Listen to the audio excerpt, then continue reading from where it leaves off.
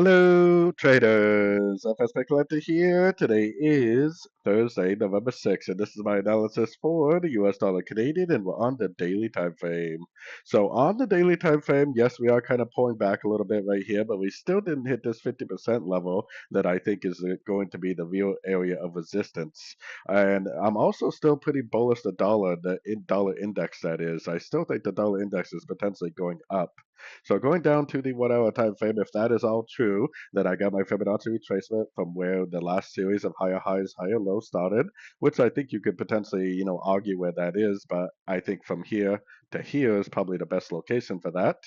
Now we are watching our Fibonacci retracement levels very, very closely. If we get a break to the upside at a Fibonacci retracement level, then I definitely would go back to looking for longs.